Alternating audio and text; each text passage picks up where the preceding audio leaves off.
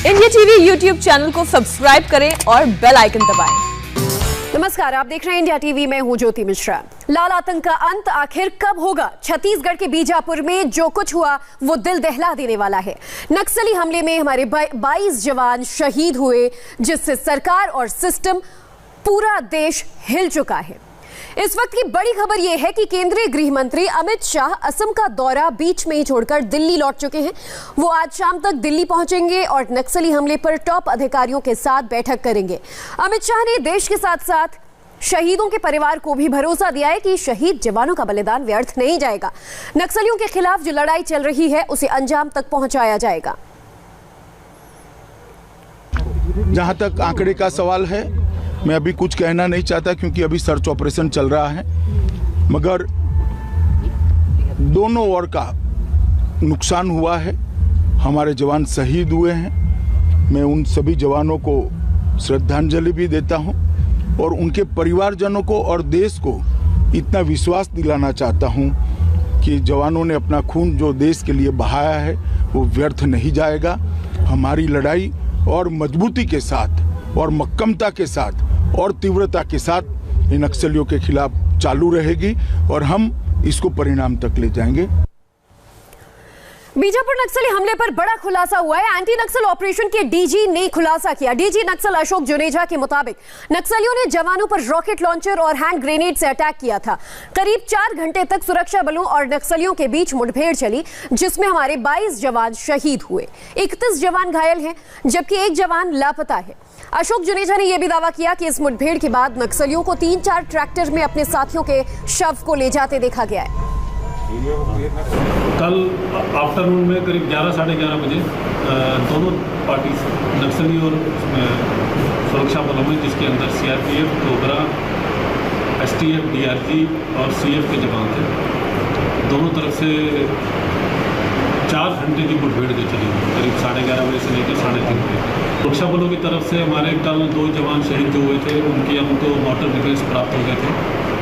और आज जो सुबह हमने अर्ली मॉर्निंग ऑपरेशन लॉन्च किया, रेस्क्यू ऑपरेशन, तो उसके अंदर ऐसा जानकारी मिल रही है कि जो 21 मिसिंग थे, जिसके अंदर कोबरा, एसटीएफ और डीआरजी के जवान थे, 21 में से बॉडी 20 की जो मॉर्टर ग्रेनेड्स है वो लोकेट हो गए हैं। वेपन, ऐसा जानकारी में आ रहा है कि वेपन उनके द्वारा रॉकेट लॉन्चर भी यूज़ किया गया है और हैंड ग्रेनेड भी यूज़ किए गए हैं और जो गन शॉट इंजरीज भी काफ़ी हैं। सर क्या सर नक्सली काफ़ी मारे गए, जैसा मैंने बताया, गोपनीय सूत्रों से जानकारी मिली है। 3 या 4 ट्रैक्टरों में उनकी बॉडीज गई है। 22 जवानों की कुर्बानी पर देश में मातम है। जो जवान घायल हैं उन्हें बीजापुर और रायपुर के अस्पतालों में भर्ती करवा दिया गया है। मुठभेड़ के बाद आसपास वाली जगहों को सील भी कर दिया गया है। लापता जवानों की तलाश में सर्च ऑपरेशन चलाया जा रहा है।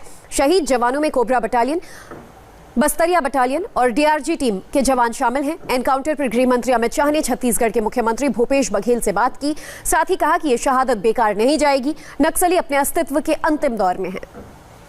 जवान शहीद भी हुए हैं, कुछ जवान भी मिसिंग है, उसकी सर्चिंग लगातार रेस्क्यू टीम लगी हुई है और लगभग 4 घंटे तक के लगातार फायरिंग हुई है और नक्सलियों को बड़ा नुकसान हुआ है। हमारे जवान भी शहीद हुए हैं, अभी मिसिंग हुए हैं, तो उसके बारे में पूरे आंकड़े अभी आने बाकी हैं। टीम निकली हुई है और मैं उनके परिवार के प्रति संवेदना व्यक्त करता हूं।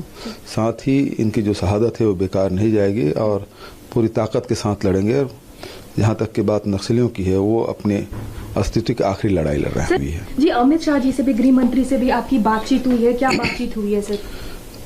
अमित शाह जी का फोन आया था अभी सुबह और इस मामले में बातचीत की और उन्होंने कहा जो सीआरपीएफ के डीजी है उसको भेज रहे हैं, वो पहुंच जाएंगे और फिर आगे की जो प्लानिंग है उसमें लगेंगे। तो ये संयुक्त रूप से ये अभियान चल रहा है। लोकल हमारी जो डीआरजी है और सेंट्रल पैरामिलिट्री फोर्स है, दोनों का संयुक्त अभियान था। सर्चिंग में निकले हुए थे और इसमें ये घटना हुई। और अब हम आपको इस नक्सली हमले की एक अपडेट बताते हैं। जवानों और नक्सलियों के बीच ये मुठभेड़ छत्तीसगढ़ के बीजापुर में हुई। करीब 4 घंटे तक जबरदस्त एनकाउंटर हुआ। इस दौरान नक्सलियों ने जवानों पर रॉकेट लॉन्चर से अटैक किया, हैंड ग्रेनेड फेंके। इस घातक हमले में हिंदुस्तान के 22 जांबाज जवानों की शहादत हो गई। 31 जवान अभी घायल हैं, जबकि एक जवान की तलाश अभी जारी है। लगातार सर्च ऑपरेशन किया जा रहा है। जिन जवानों को नक्सलियों ने निशाना बनाया उनमें कोबरा बटालियन, बस्तरिया बटालियन और डीआरजी की टीम के जवान शामिल थे। हालांकि बड़ा नुकसान नक्सलियों को भी हुआ है। डीजी नक्सल के मुताबिक 3 से 4 ट्रैक्टरों में नक्सलियों के शवों को भरकर ले जाया गया है। नक्सली हमले को लेकर अब सियासत भी शुरू हो गई है। पूर्व मुख्यमंत्री रमन सिंह ने बघेल सरकार पर सवाल खड़े किए। रमन सिंह ने कहा लगातार नक्सली हमले बढ़ रहे हैं, जिससे प्रशासन और शासन आंखें मूंद कर बैठा हुआ है। जो लगातार छत्तीसगढ़ में इस प्रकार की नक्सली घटना हो रही है, लगातार इस हमले में हमारे जवान की शहादत हो रही है, मगर छत्तीसगढ़ पुलिस हाथ में हाथ धर बैठी है। न कोई कार्य योजना, न कोई चर्चा, न किसी प्रकार के गंभीर कदम उठाए गए हैं। निश्चित रूप से छत्तीसगढ़ के लिए चिंता का विषय है। सरकार अब भी सचेत हो जाए, हमारे जवानों की शहादत से प्रेरणा लेके कम से कम अब कोई ठोस कार्रवाई आगे करे। नमस्ते, मैं हूं मीनाक्षी जोशी। वीडियो और खबरों से अपडेट रहने के लिए India TV YouTube channel subscribe करें, बेल आइकन दबाना ना भूलें। जुड़े रहें इंडिया टीवी के साथ।